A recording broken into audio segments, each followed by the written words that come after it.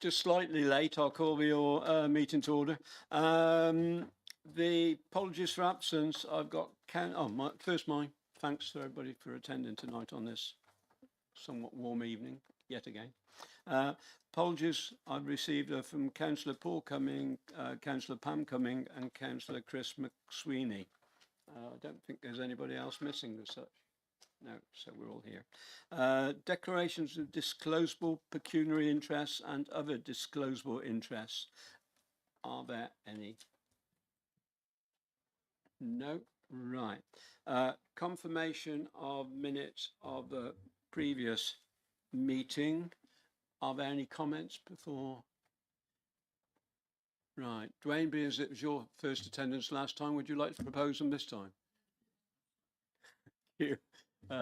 And can I have a seconder? Happy to second. Right, Leslie, thank you. And those in favour, can you say aye? Aye. Anybody for the contrary? No, so that's unanimous. Thank you.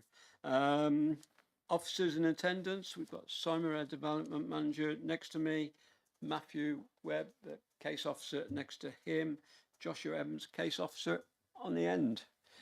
Josh, if you're feeling warm, please feel free to take that jacket off. Okay, you're right. Jenny on my right and Bronwyn on my extreme right. Jenny being the legal advisor and Bronwyn being the Democratic Services Officer. We've no consultees present, I don't think at all.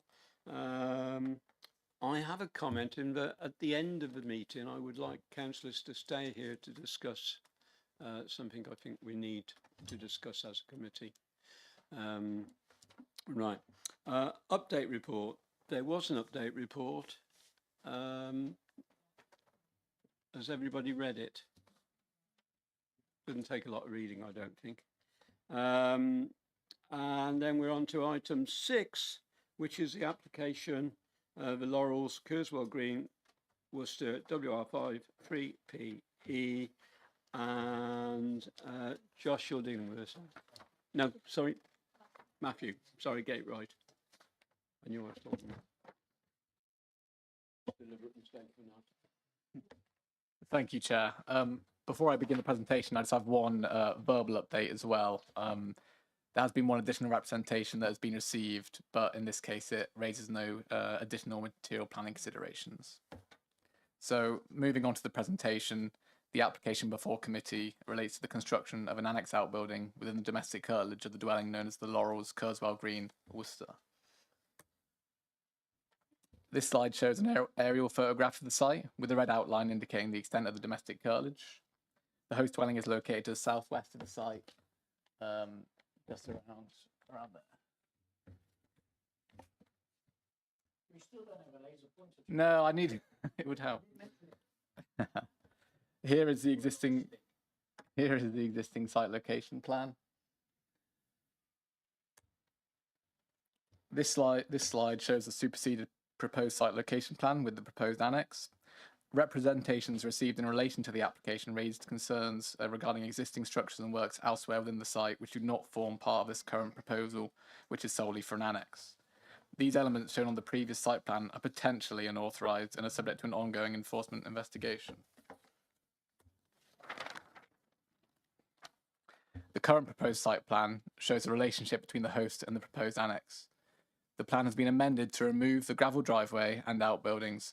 The removal of the structures from the submitted plans ensures that should planning permission be granted, the approved drawings can be conditioned without any ambiguity as to whether permission extends to these other structures and works.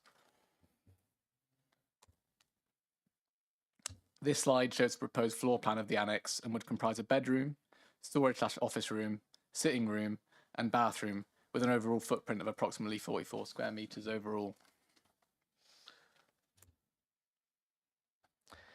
The structure would comprise an L-shaped form measuring approximately 7.8 metres at its widest point and 6.6 metres at its longest, and would feature a predominantly dual-pitch roof with a maximum ridge height of approximately 2.75 metres.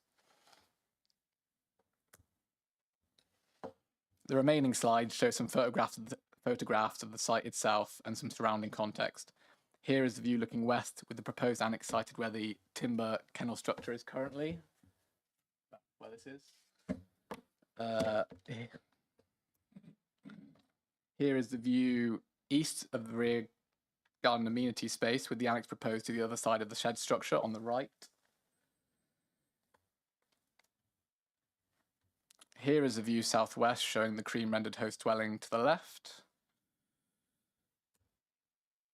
Here is another view east from the gravel driveway on the site. The officer considers that the proposed annex would remain ancillary to the host dwelling. Whilst detached by approximately 37 metres from the main house, it would be modest in scale, subordinate in appearance, and located within the established domestic curtilage. Taken together, these factors demonstrate that the accommodation would function as an ancillary structure to the main dwelling rather than an independent residential unit. A condition has been recommended to ensure the accommodation remains ancillary and is not occupied as a separate dwelling. Accordingly, the officer recommendation is that planning permission be granted subject to the conditions set out in the committee report. Thank you. Parish Council representative, Councillor Rob Gardner. If you'd like to take your seat, and I believe I cut you short before I should have last time, Rob. My apologies. I'm getting used to it, Chair.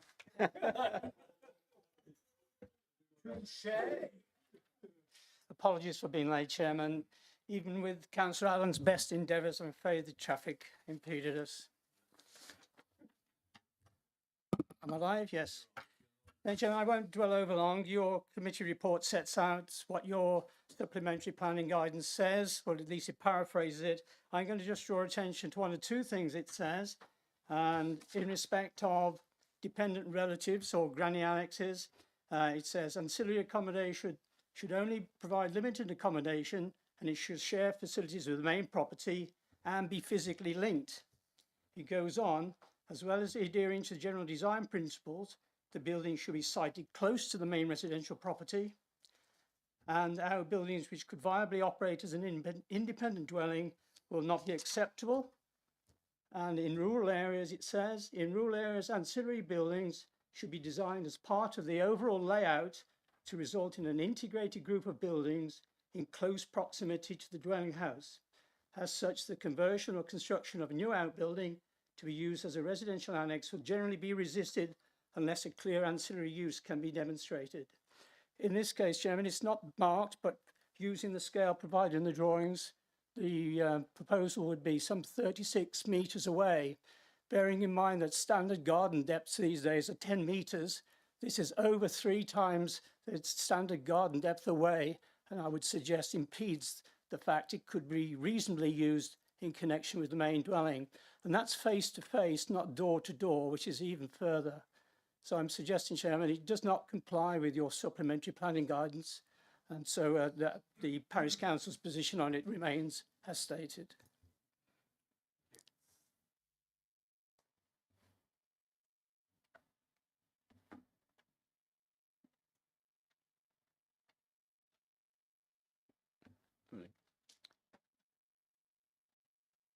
Thank you, Rob. There's no registered objector here today, but with the applicant who's going to speak, Sharon Farmer, if you'd like.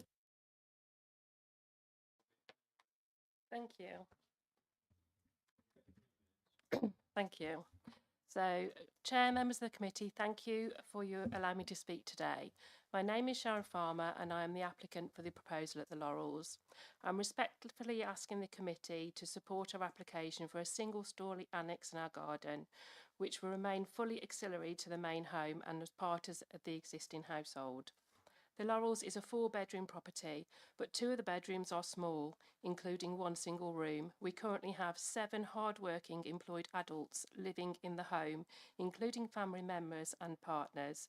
The house is therefore at full capacity. The annex is intended to provide additional sleeping accommodation for my daughter and her partner, while keeping the family together in a practical way. There are also important personal circumstances. 2 of my daughters have ongoing health conditions and 1 is expected to require further operations in the future. The annex will provide additional space, privacy and comfort while allowing her to remain close to the family support. It is not a separate dwelling, but an extension of our family home. The proposal is modest and carefully designed. It is a single-storey log cabin chosen for low height and ability to blend in the garden setting. It is positioned well in our large rear garden to avoid overlooking or loss of privacy. The existing boundary fencing provides additional screening. The scale and siting ensures it does not dominate neighbouring properties. We have installed a new soakaway, and the proposal has been designed to avoid conflict with existing drainage patterns. The building will use a slab foundation to minimise ground disturbance and avoid affecting surrounding land and services. The access is via a long established private driveway with historic rights of way shared between three parties for around 300 years and is set out in the deeds. It is important to note that this access arrangement is for existing residential use of the Laurels and other lawful users. It would not be agreed or appropriate for the use of a separate dwelling access, and the proposal is not seeking to change or intensify the established access rights. The neighbour sharing the access has raised no objection to the proposal. We understand concerns have been raised. We believe that we have addressed this through careful siting, design, drainage and respecting our neighbours' amenity. This is a modest proposal and meets genuine family need while remaining ancillary to the main dwelling and preserving the character of the area. The planning officer has recommended approval and we respectfully ask the committee to support the application. Thank you all for your time and consideration. Thank Okay. you. Councillor Harrison. Oh, Councillor Michael, you're going to lead on this. are you?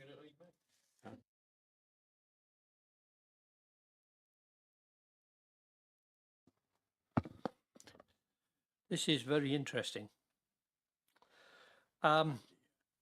For clarity and what have you, I used to own a property which I sold 28 years ago that was on a common, and the access was on a common.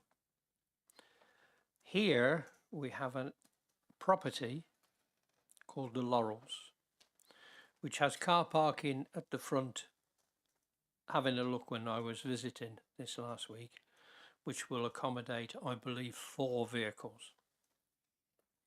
2 vehicles wide and 2 vehicles deep. I do stand corrected there because we didn't go on that particular part.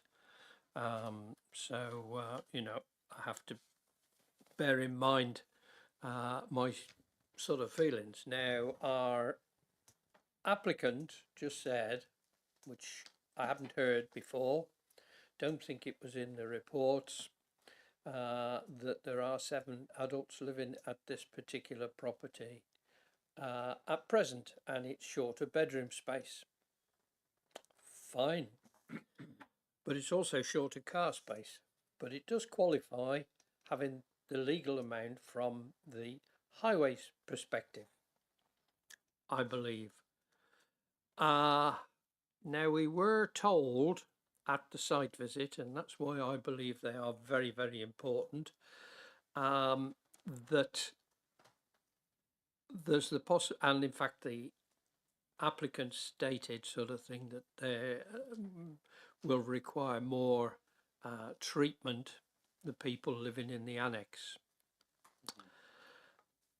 It's very interesting because there's no vehicular access to it at present. As you saw on the photographs, there is a hard standing that is there, there is a gate that is there, there's a gate from the hard stand into the green grass. None of these yet have permission, but that's obviously a different matter. There's obviously a caravan there which has a hard standing access, and whether that's been used or not sort of thing is up to enforcement obviously to find out. I am very concerned about this. Now, Kerswell Green is a very interesting village because it is due to go on to mains sewerage and what have you. Now, we've been trying to get main sewage in Kerswell Green for more years than I've actually been on the district council, and I've been on for almost 20 years. they have put a new pumping station in, and everything goes to that particular pumping station at present. But I'm very concerned about this. I don't know the applicant. I was told at the site visit that she bought the property. I think she said that she bought the property at Christmas, just before Christmas. There's a vast amount of work that has been undertaken here, both legally and so far illegally, which may become legal. It just does really worry me. This is a long, long way from the current property. Very long way, 30 plus meters, 36 meters. So the door's obviously another 2 meters at least. One has been turned down within sight of this property by us and by the planning inspectors, which was more or less sat on the building, and that was turned down. We know that each application has to be taken on its own merits. I'm going to leave it there. I might like to come back if I can, Mr. Chairman. 32 seconds left. Well, I'll keep on for the next part then. That's unusual for me. Thank you, Chair. Well, I think if you read the report, especially the report of the Parish Council, which lays out their objections and exemplified by Councillor Harrison's report now, that there are issues with this application, particularly the distance it is away from the main dwelling, and the fact that it is that Kerswell Green hasn't got a settlement boundary at all, and would be considered an open countryside to some extent. So for that reason, I join my colleague in having concerns about this, but willing to listen to arguments but from the other councillors. Thank you.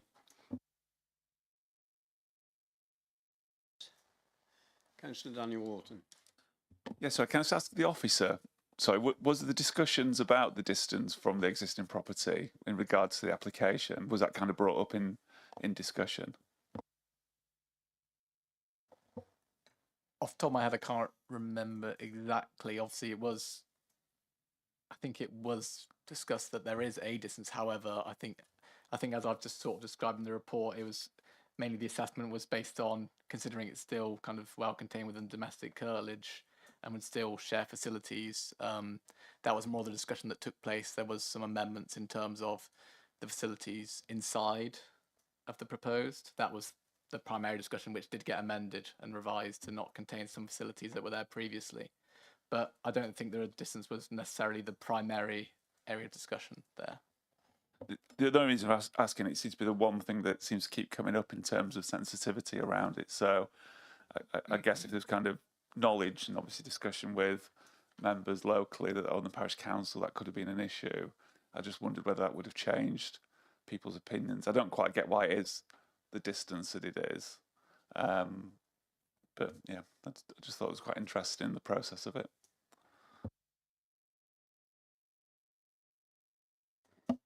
Thank you, Chair.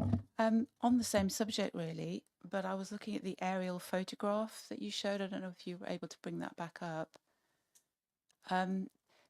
It's very hard to tell, and I've zoomed in, but obviously everything blurs when you do that.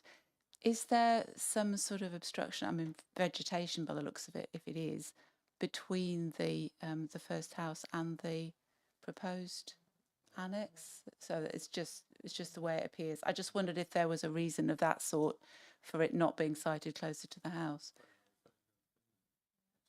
Is it? Yeah, Okay, the so aerial it- photographs in 2023. It's misleading. Okay. Thank you. Yeah, having undertaken the site visit, I mean, we all have to appreciate that people want to put their mark and stamp on their own home and gardens, but I failed to see a genuine relationship between this and the actual main dwelling. whilst we acknowledge the conditions that have been put in place at the moment, I'm struggling to see a joint connection between the house and this development with such a huge distance. Not only that, because there appears to be some other kind of commercial enterprise on site,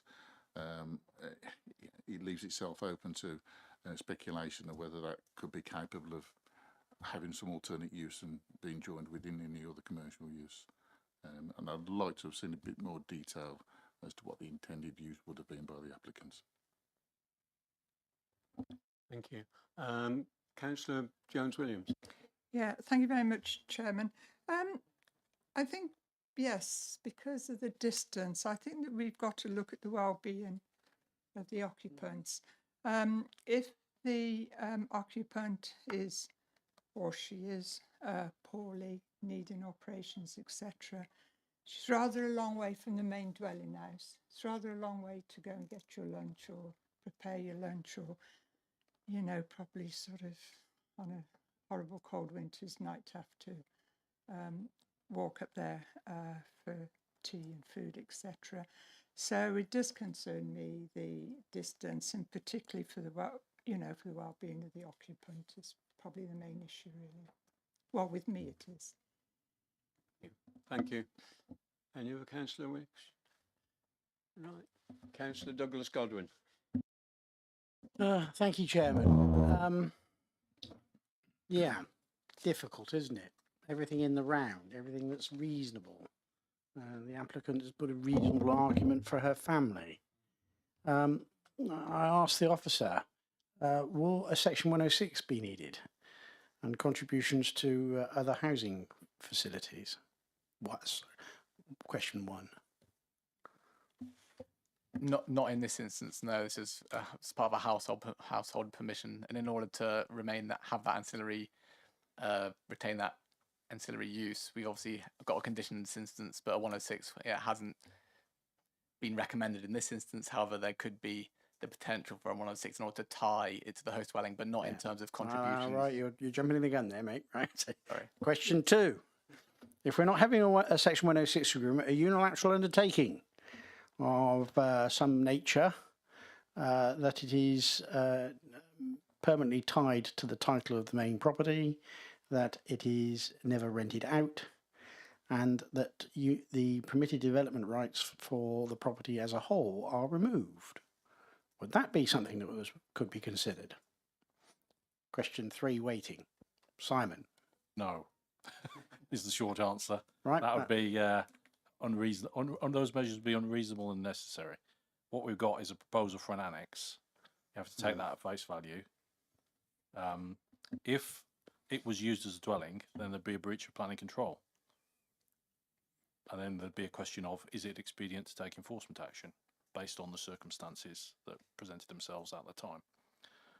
If we were talking about creating a self-contained unit, a dwelling, but we didn't want it to be sold separately from the other dwelling, from the existing dwelling, then that would be an instance where you'd have a legal agreement with a non-severance clause. And we'd invite that, but that's not what we've got here. We've got an annex. Thank you, Simon. Question three, Mr. Chairman, if I may. Again, to the officers. Has any medical evidence been presented to the planners regarding the circumstances of the applicant and the reasons for the annex that supports the application? No. My answers are satisfied. Thank you, Mr. Chairman. Anybody else at the moment? I have a question. To what extent can we allow personal circumstances to influence our decisions on planning matters?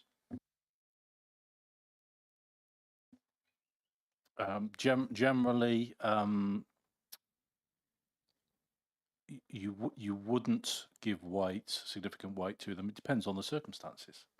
There have been instances in the past, I'm sure we can all remember cases where weight has been given, perhaps where you have somebody with a severe disability and their lifetime needs are needing to be met through purpose-built accommodation. And I can think of a couple of cases, at least in my career, where that's happened, and we've put aside policy where balanced it against the harm that's actually being caused to in terms of policy context relative to the needs of that individual. But that's an exceptional circumstance, you know, and I say I can probably count on the figures of one hand in 25 years the number of times that's happened. So generally, circumstances which are more common wouldn't be reasons in themselves to set aside policy, at least not in terms of what you'd be regarding as a permanent structure. We may have made exceptions for things like caravans for short-term periods in the past. Barbara. Yeah, can I ask one more question, please? Can the officers tell me that what is the definition of an annex, and when does an annex not become an annex? I mean, this is 30 odd metres away. If it was 100 metres away on the same piece of land, could it still be considered as an annex? So what is the definition of an annex? There's not let's say a crystal clear definition of what that would be. Clearly, the greater the distance from the host dwelling, and the that's a factor, and also the facilities provided or proposed within the structure that's under consideration. It lacks a kitchen, so it's reliant on the facilities in the main dwelling. That would suggest it's not capable of being self-contained on the face of the information we've got before us. And then that's where I come back to my concerns about the health and well-being of the occupants. If it's not got a kitchen, and it is quite a long way from the main dwelling. Councillor Orton, you want another bite of a cherry? Yeah, it's a really quick question. This is to the local members, if that's okay. If this was 10 metres away, would this be a committee? Is that the issue?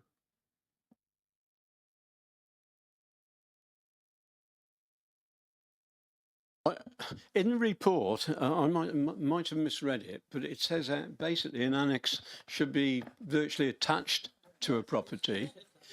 Yeah, and capable, if no longer needed for that purpose, to be incorporated into the main dwelling. Have I misunderstood what I read in there?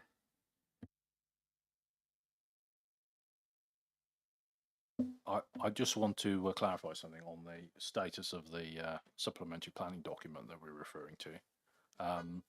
Obviously, that was linked to the South Worcestershire Development Plan, which was adopted in 2016.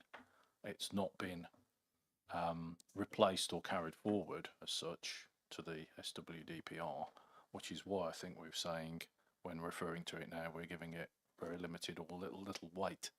So were you to base a refusal reason on non-compliance with that document, I think we might be in difficulty.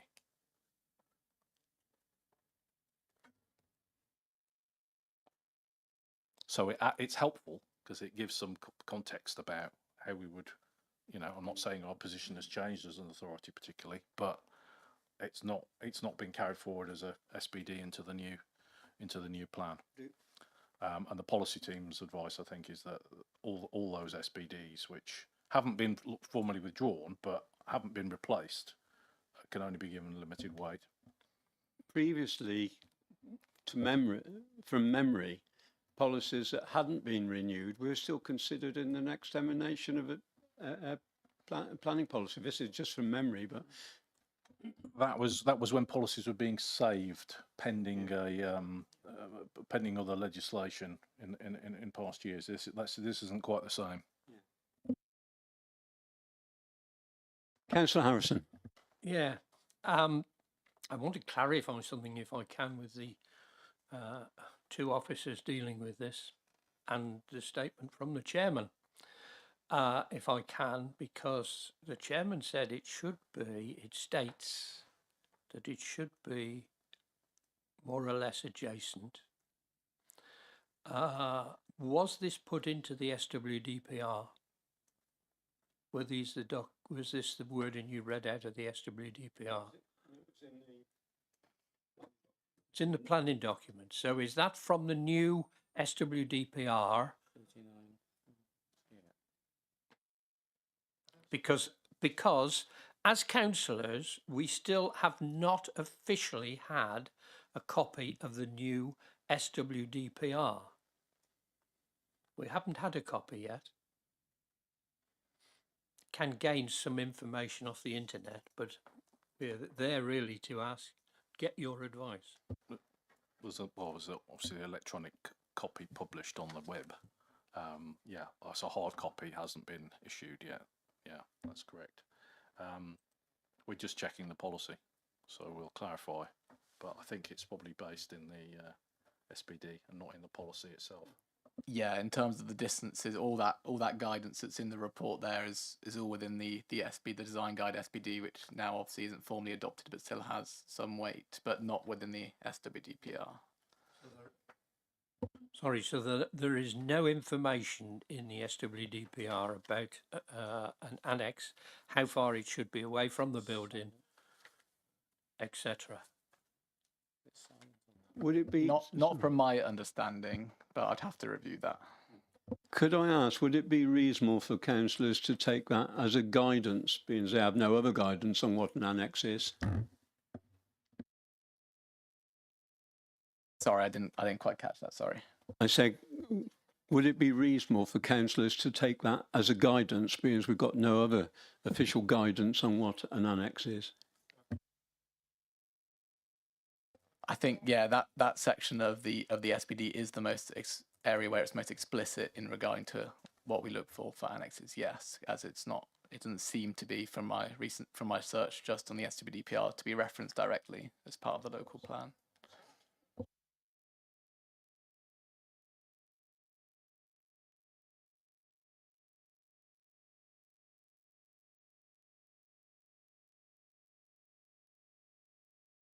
I was just going to add that the SPD, even though we're revising its guidance, and it should be given limited weight because it related to the previous iteration of the South West Development Plan.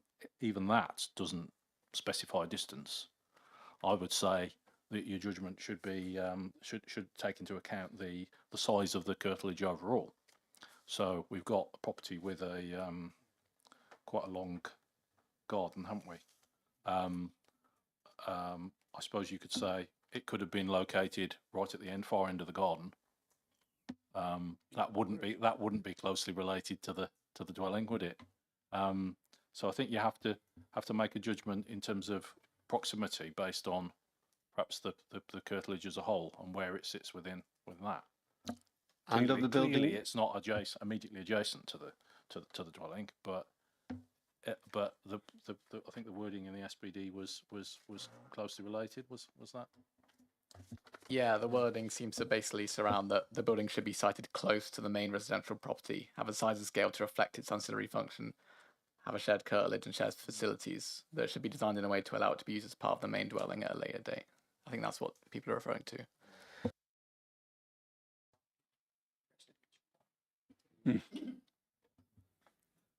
Mr. Chairman, the difficulty here is using those. You could not work this with the main dwelling because it is at a different height. There are sets of stairs from your photographs and from site visit between the main building. No, I think you were back. I think you've gone 1, 2. Go back. Yeah, there's one set, but there you can see quite clearly that the house, even though part of it's blanked out, is in fact at a lower level, and you go up stairs to get to this particular garden area. Now I know a lot of houses do. David, before we go too far off, because you're actually designing a new project form, we're not supposed to be doing that. We're supposed to be considering this one. Yeah, I think we probably discussed this. Right, John. Yeah, it's a shame we don't know why, we don't appear to have a reason why it is so far away from the main dwelling, and why it couldn't have been chosen to be much closer. That's what was it designed to ameliorate the neighbours? I don't know, but we don't know that the reason why that location was chosen. It would have been interesting to find out. Thank you. Do I have a proposal?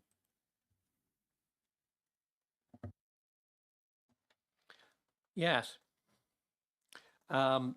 Because of the siting, the size of this dwelling and lack of clarity of its use, still go back to that.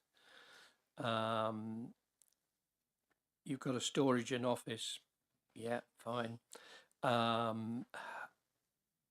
You've got bathroom, but you've got no kitchen, and it obviously annexes don't have kitchens.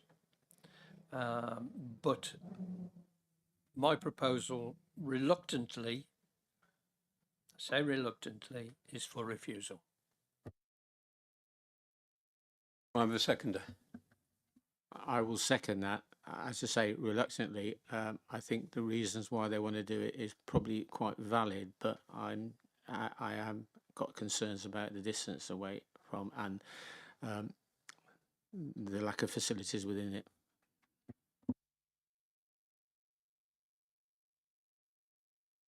Thank you, Chair. All those in favour of the proposal to refuse? Oh, but David gave some reasons as such. Do we want to recap on those? Can do. Can we do that? Yeah. I mean, are we primarily just talking about the position of this relative to the host dwelling? Yeah. The distance, the relative position and distance, or are there other factors that?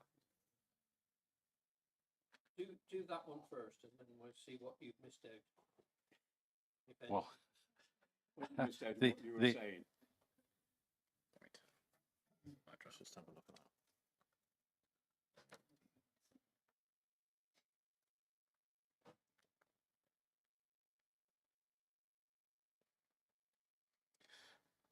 Well, so the proposed annex, by reason of its detached siting and substantial separation from the host dwelling, would not maintain a sufficiently close physical or functional relationship with the main dwelling to demonstrate that it would remain ancillary and dependent upon it. With the facilities that are stated.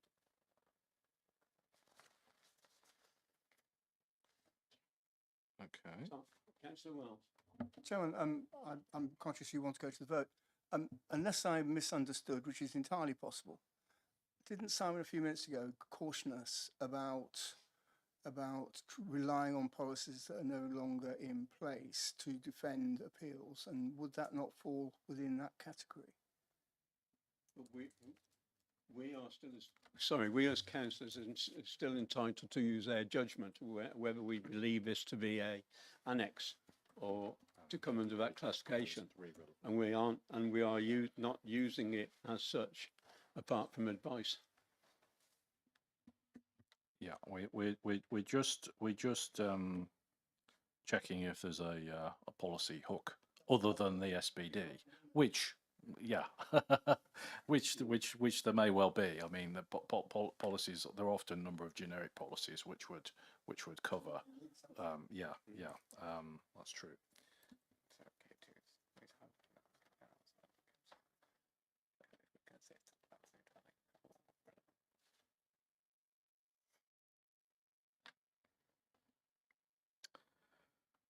Yeah, I mean, in terms of really pinning down harm on something like this, there's what I often refer to as the sort of so what element of the refusal reason, where you've got we've dealt with the observation that it's not physically and functionally related to the main dwelling, but usually allied to that would be a concern that it was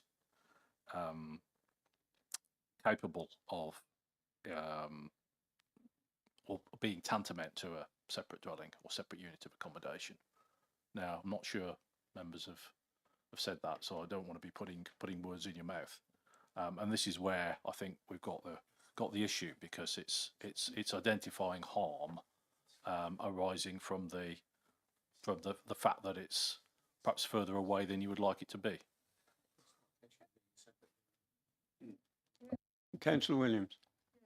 Chairman, it could sort of go against policy SWDP2, because it could be deemed as being too far away from the main dwelling house, which would then put it on your house in open countryside.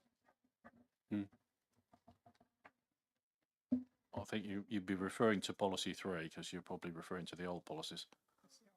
Yeah. Which is, so it's now policy 3. I think that's captured in. Sorry, but we'll come back for you to re-propose, because we've got other discussions in a minute. But I mean, one of my concerns was it was way out of the building line for the other buildings. It was totally set out away from it, which I think backs up what Barbara was saying there.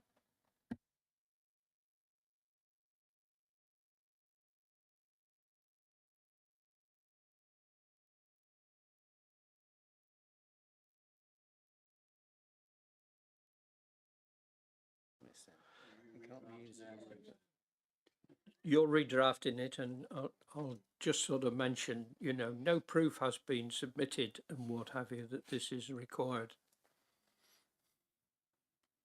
I don't know whether you have to submit proof.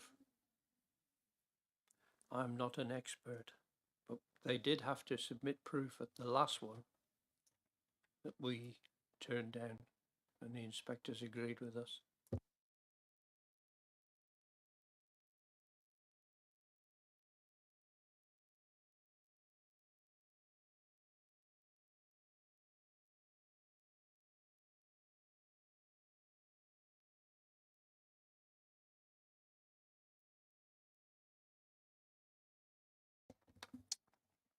So, just to recap, we've got the proposed annex, by reason of its detached siting and substantial separation from the host dwelling, would not maintain a sufficiently close physical or functional relationship with the main dwelling to demonstrate that it would remain ancillary and dependent upon it, with the facilities which are stated in the proposal.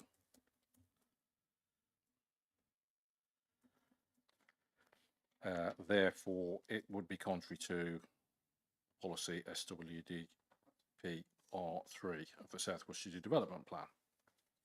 Does that capture? Is that satisfactory to you, David?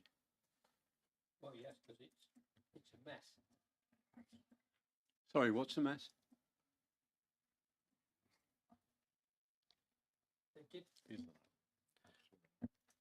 They did take advice from planning consultants, who I think submitted this planning application from what I've seen.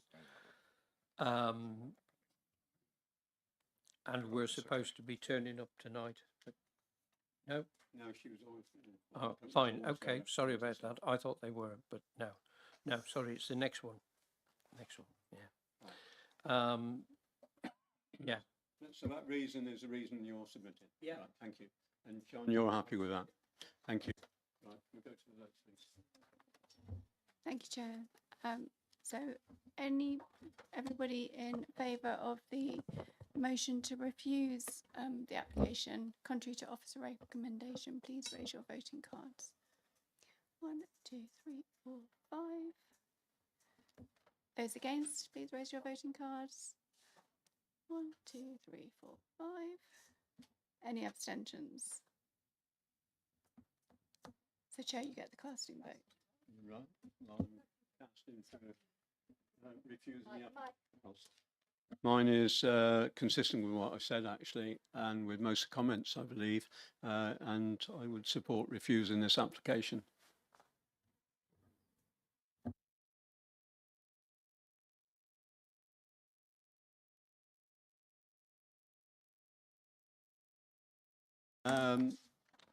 So that application has been refused. We'll go on to the next application. Little Brook End Farm, Brook End Lane, Kemsey, Worcester, WR3 3LF. And Josh, you're on this time. Thank you. Thank you, Chair. The application before committee relates to the conversion of a former agricultural building into a single dwelling house, together with an associated outbuilding at Little Brook End Farm, Brook End Lane, Kemsey. I am aware that there's been some confusion regarding the lanes. It's the principal elevation faces on to Brook End Farm, and that's why it's got that title, just for clarification. Next slide, please, Simon. The application site is identified by the red star on the plan shown to the right of the screen. The aerial photograph on the left provides the wider site context and its relationship with the surrounding landscape. Next slide. The image on the top of the screen shows the existing site plan, while the image below illustrates the proposed site layout. The area proposed for demolition is identified by the red star. Following demolition, this area will be utilised to provide an improved access and parking associated with the dwelling house. The proposal, therefore, results in a reduction in the amount of built form on the site. Next slide, please. The application site lies within the designated significant gap as identified by the red star. The proposal would not introduce any additional built form within the site. Instead, it would reduce the overall built footprint through demolition of existing structure. Whilst the domestic features, such as residential garden areas and associated paraphernalia, would be introduced to the south side, the officers consider that these changes would only have a limited impact upon the character of the landscape and function of the significant gap. Next.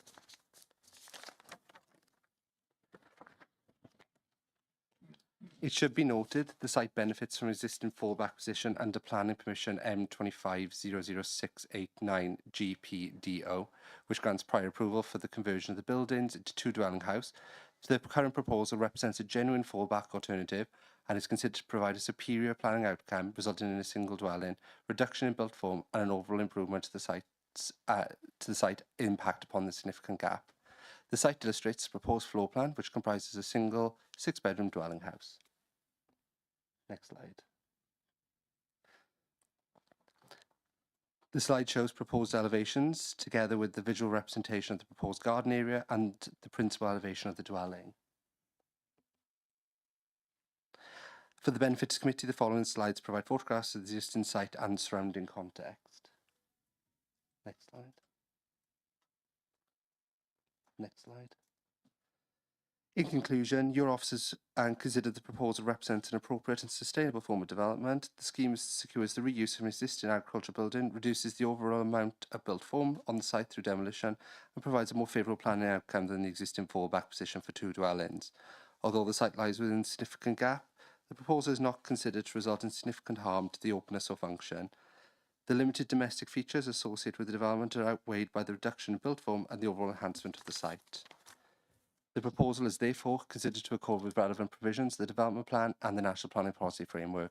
Accordingly, the officer recommendation is that planning permission is granted subject to conditions set out within the report. Thank you, Chair. Thank you, Josh. We have Parish Council representative again, and again it's Councillor Rob Gardner. Thank you. Thank you, Chairman. Being a significant gap, there are exceptions, and one of those exceptions is the reuse of rural buildings. As you know, the SWDPR policy now concerning the reuse of rural buildings applies to traditional rural buildings, and as your officer report points out, these, and those of you who saw it on site, these buildings do not fall within that category. Now, the fallback position is an extremely important material consideration. There has to be a reasonable prospect of that being carried out. In this case, clearly the owner of the building wishes to do something else, so that may place a little question on it. There's also the point that there were two houses being proposed before, a 4-bedroom and a 2-bedroom, and you may think in terms of the housing benefit that might provide for housing need, those more closely associate than one large 6-bedroom dwelling. But more importantly, the comparison with the Class Q is not complete. The Class Q approval was on smaller sites. They were limited to the curtilages identified, which was for each building together an equivalent floor space. This application is now for the whole site, not just the parts that were identified previously, and that hasn't been shown to you. It's not mentioned in the report, and you've not seen the previously approved scheme. Also, this scheme now includes an additional building which was not included in the Class Q approval. So direct comparison between that and this scheme are not the same. You have a larger site, you have an additional building, and the impact of those on the countryside and on the significant gap haven't been taken into consideration, and the planning balance in this case is incomplete. Thank you.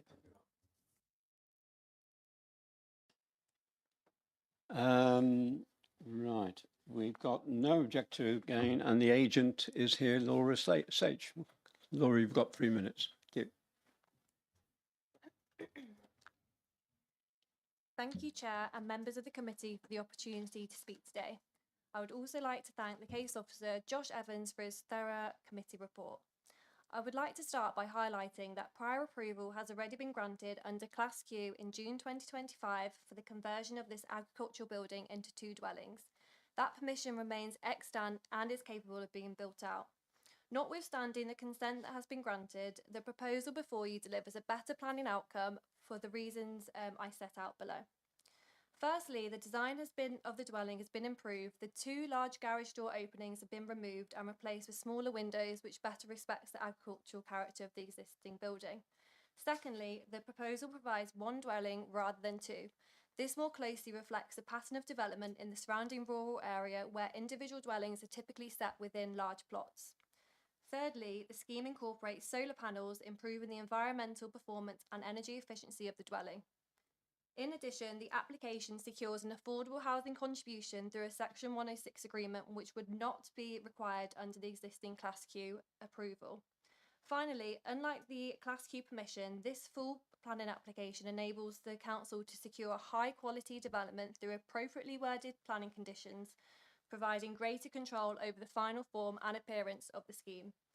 I would like to emphasise that the proposal relates to the conversion of an existing agricultural building. The site's location in the significant gap has been raised. However, the purpose of the significant gap designation is to prevent merging between settlements and to preserve the openness and separate identity of neighbouring communities. This scheme does not involve the construction of a new building which encroaches into the open countryside. The existing built form, footprint and scale of the barn remain substantially unchanged. The visual impact will be minimal, with the building already forming part of the established landscape. There will be no adverse impact on the significant gap as a result. Whilst personal circumstances are not a material planning consideration, it is relevant to note that my client has lived at Little Brook End Farm for over 30 years, and the proposal will help seek future-proof living arrangements so she can remain at Little Brook End Farm for the foreseeable future. Members are therefore not being asked to determine whether the residential development should occur on this site, but whether a better scheme than the one previously approved should now be supported. The proposal delivers a higher quality design, a single dwelling in place of 2, energy efficient measures, an affordable housing contribution, and greater planning control over the finished development. It achieves these benefits without harming the openness or purpose of the significant gap. For those reasons, I respectfully ask members to support the officer's recommendation and grant planning permission. Thank you. Thank you, Laura. Councillor Harrison, is it you or John? Oh, John. Right. Very much indeed. Right. Now, some of the arguments, well, first of all, the Class Q, how relevant is it to this plan? Can I ask the officers that? Through you, Chair. So the Class Q was granted last year, so it still has a remaining 2 years until it needs to be fully implemented. Obviously, there was an accusation that the other building wasn't included in the Class Q. It was previously included. That was dwelling number 2, which is the outbuilding, just for clarity on that one. So it is a material fallback. There is going to be residential development within this area. This is essentially whether we want to get the benefits associated with the 1 dwelling for 6 bedrooms, which includes the affordable housing contributions, the improvement to the solar, and obviously we can also secure ecological mitigation and and through the conditions, lighting, etc. So it should be an improvement, and that's what we've looked at specifically. Thank So- you, Chair. Okay, so basically we're between a rock and a hard place regarding this application. So if we were minded to refuse it, the fallback position would be we'd end up with 2 dwellings. Is that correct? Through you, Chair, yes, that would be correct. Thank you. My concerns are obviously that has been mentioned by the parish council representative that the type of building it is. It's not a traditional building. It's a metal tin barn that's going to be adapted, and I'm just wondering how significant that is in regard to this application, as to whether it's relevant to to granting planning permission or not. The fact that that building or a similar construction was granted planning permission before seems to suggest that it doesn't matter what type of construction it is. Yes, if you'd like to. Through you, Chair. So Class Q is a separate regime to the planning system. That's a national permission which is granted by the UK government. It's not our local policy plan. However, I would draw your attention to 7.115 through 7.119. Apologies for that. Just in that regard, for how that policy has been assessed against this proposal. Right. Okay. As I say, we're rather stumped on this, in my view. But I'll keep my powder dry and listen to any other contributions from the other councillors. Thank you.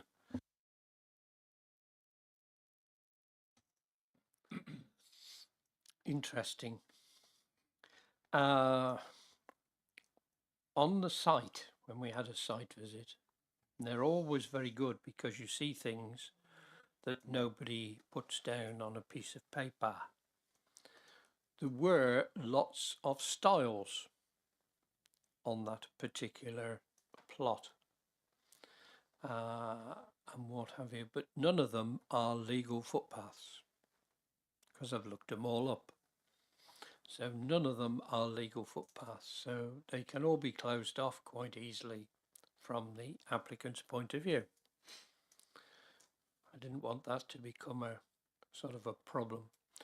I'm very interested in the way that you said, Josh, if I can, that the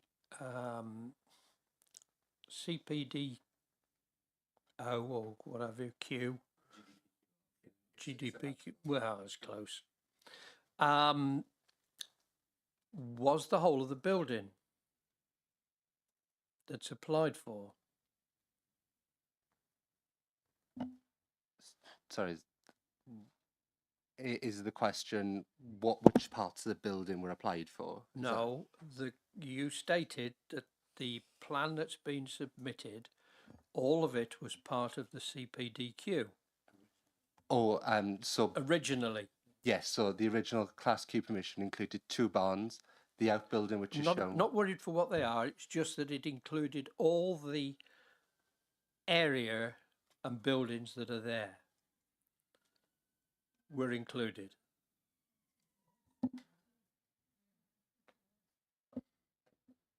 Buildings, I think, was mentioned. Yes. So we need to distinguish between the red line, which probably would have been a smaller area, wouldn't it, on the Class Q? Wouldn't have included all the garden space. Included the 2 buildings. Included the 2 buildings, yeah. Yes. Yes, just included the 2 buildings. Doesn't include the garden space or the car parking space. A small area around the buildings. Yeah, yes. And that's limited under the CPDQ anyway of how much you can have. But part of this, one area is to be knocked down to make a thoroughfare to get to the back part, which I understand to be within the planning and both within the CPDQ as well if they wanted to, but they didn't want to. Through you, Chair, the Class Q permission doesn't give anyone development rights, if that makes sense. So you can't do anything which is covered under Section 55 of the Town and Country Planning Act within the Class Q development boundary. It only gives you the permission to do the stuff which has been applied for, which is the conversion of the building. So any operational development, engineering works or extraction works would require planning permission. Thank you, Chair. So one of the garages is to be knocked down in this, and of the right-hand one, which was of building 2.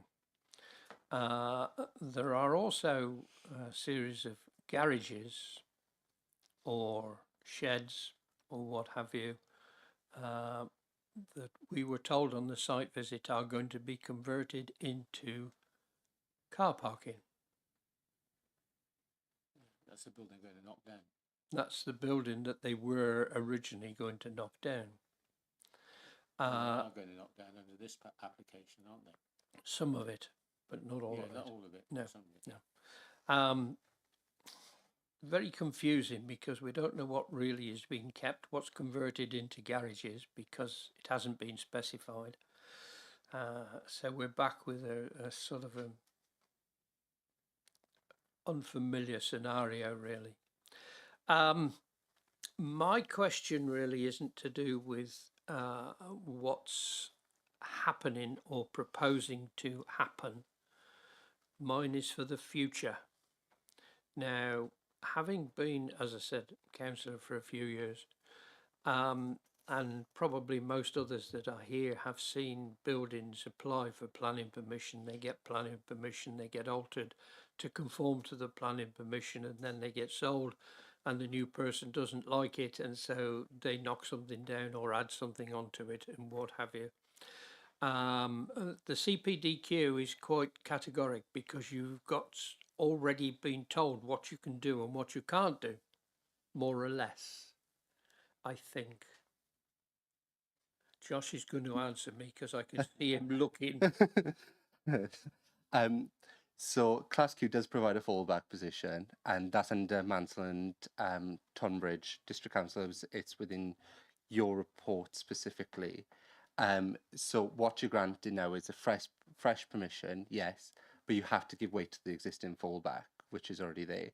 So, if I can butt in there, because you've just said something very interesting.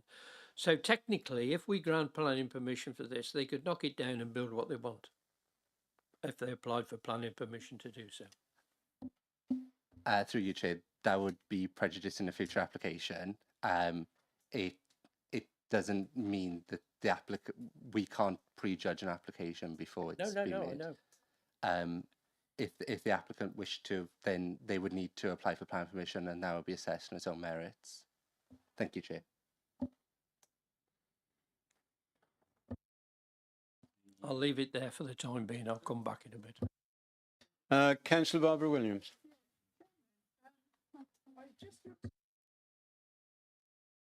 Sorry, I've just looked up the original planning application, and you say that the curtilage of this is larger than the Q, because it looks like the same size to me. Yes, exactly the same, yeah. Yeah. It's now a 6-bedroom house instead of a 4-bedroom house. Yeah. I mean, these computers are wonderful things, you know. You can go back and, because that's the original planning application there, which if you put it up on the screen. So does that not look identical to you and the curtilage? Or am I reading all I this see the red wrong? line on that. Pardon? I think I should put my This is the. I'll give it to you. That's the original one, I think, which is not planning.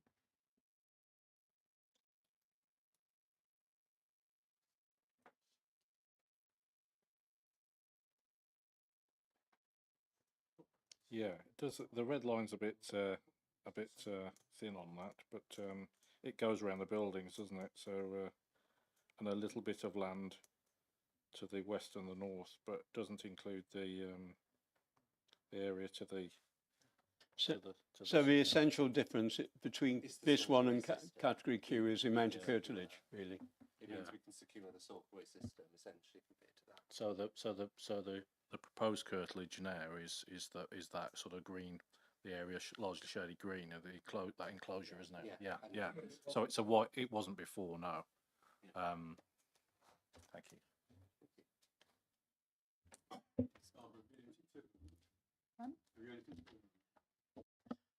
Kathy. Thank you, Chair. It's quite a fundamental question, really, and it could make a big difference. We've been in this position before where we're told an application is so much better than the alternative. It's never a comfortable position. Should we be taking into consideration that previous application, or should we simply be looking at the application in front of us? Simon. Yes, you should. It's material. The fact that there's a permission that could be implemented. So yes, in terms of the relative benefits, there is a comparison to be made.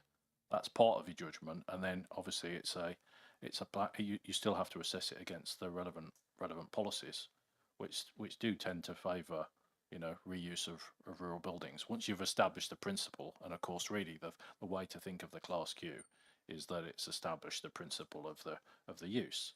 So then you're left with, I suppose, an assessment of is the resultant dwelling, and bearing in mind it's a conversion, and reducing the footprint of what exists, is that any worse than just the agricultural building, in terms of its visual impact?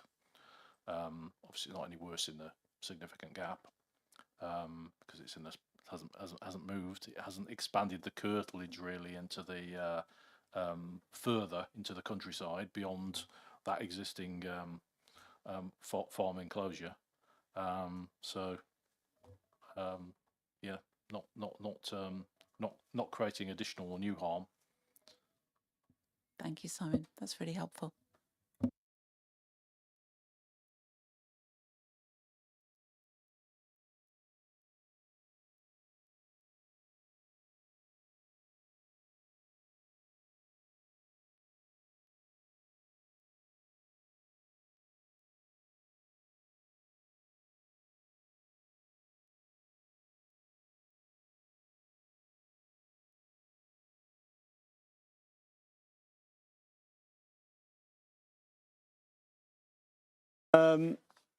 Right, Leslie.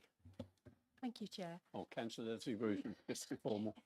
So just being simplistic, basically the decision is whether one dwelling or two is the basic question. So is there a reason why they prefer one dwelling now rather than two?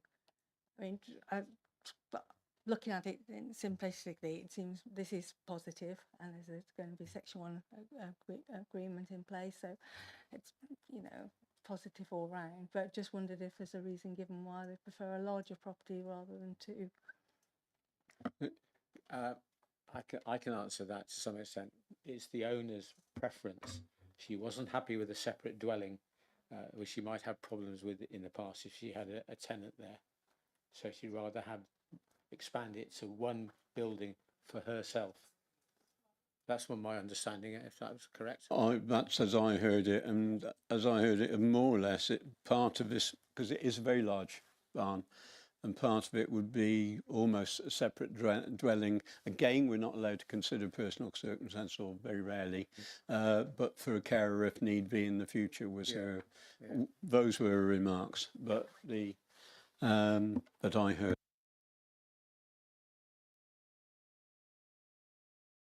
Barbara. Yeah, so Chairman, so at the moment then in front of us, that we've got one dwelling, but technically we also looking at a change of use from agricultural land into garden as the curtilage goes further on round. Okay. Yeah, really. Being as I did go on this visit again, and I do agree with David that you see so much more when you go on visits. Category Q has bedeviled us ever since it came in. Apparently, it was never intended for residences. I'm not quite sure if that's true or not, but seems to be mainly used for that. And so often I've seen it where the Category Q restrictions actually mean you get a building which really you wouldn't allow as a residence almost. It's then not suitable. It's not going to be any bigger. It is going to look, I believe, better than the green cladding we saw all over it. I think it might even be slightly smaller in the part of the one side of it's being knocked down, whether that was true with the first one. Yes. So actually there'll be a reduced footprint on it. I can see why David brought it, but to be honest, having seen it and seeing what's going to happen to it, we're allowing a more sustainable building of a reduced size to be built for the future. So those are my feelings on it. Anybody else wish to speak? No, David, could we have your recommendation, please? Can I just ask one question first before I do that? In the bottom left-hand corner of that photograph of the green, says, looks like sheds or car parking spaces or something like that. Drainage. Application called drainage something, is it? It's a soakaway. I couldn't read the small print, sorry. Your recommendation? No, John can. Right. In the circumstance and hearing everybody's point of view, and the fact that, in my opinion, probably the revised application is better than the original one that got passed under this Class Q thing, that I would support the application and recommend, following officer's advice, to approve this application. David? Interesting, because I'm not going to second it. But if it does go through, I would like to discuss some of the conditions and what have you, because, you know, it's going to be changed from green to black, I believe. We're not told whether it's going to be painted or whether it's going to be new tin. We don't know. Sorry? It's going to be cladded, isn't it? Well, is that inside or outside? Outside. Douglas, I think I missed you out, did I? No, I'm just saying. For a second. Conditions. Can we? Have we got conditions down there as such? Yeah, so the first one is the standard time condition. Second is the drawing numbers with the specified materials on there. The third is contamination condition for any identified contaminants. That's recommended by Worcester Regulatory Services. Strict accordance with the ecological appraisal, which provides the mitigation strategy. A landscaping scheme to be submitted to the local authority for boundary treatments and any additional planting. The water management statement to be upheld, the turning park area for the car parking, and additional condition with regard to lighting. Is there anything particular? Is at the discretion of the committee if they wish to potentially we can. Mr. Harrison, is there anything you thought missed out? I think that permitted development rights have got to be removed, because otherwise they'll finish up. They'll knock this down and build a brick building. If I may. Yeah. When removing permitted development rights from dwellings, obviously one has to have a reason for doing that. in the condition, because a condition can be appealed just as easily as a refusal reason can, even if you're granting permission. So there are a range of permitted development rights that go sort of automatically to a new dwelling, which would happen in this case, unlike the preceding Class Q, as was explained. So one can understand why there's a difference there potentially if somebody were to exercise their permitted development rights to their fullest extent in terms of extensions and outbuildings. So what is the concern? Extensions? Is the concern outbuildings? Is the concern other hard surfaces? If so, why?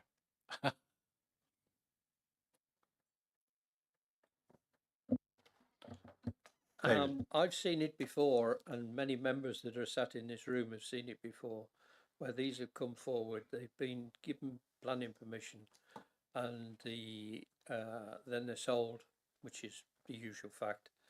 That it's immaterial, that really.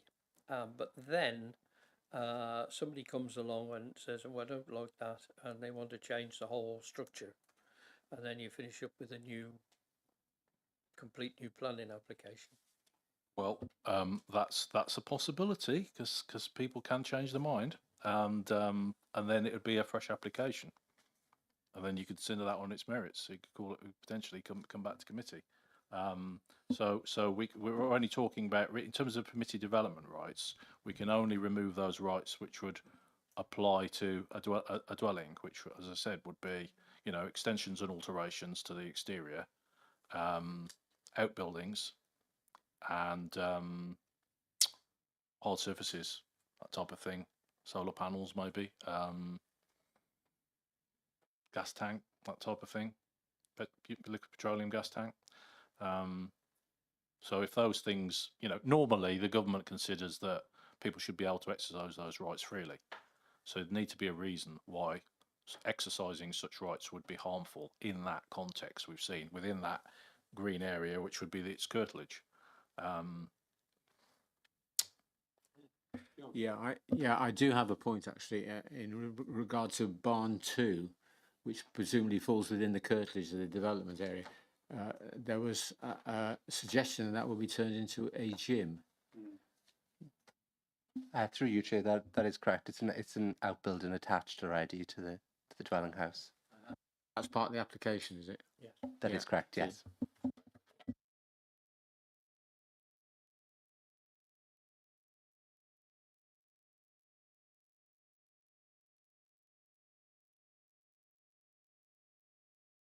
Can we go to the vote, please?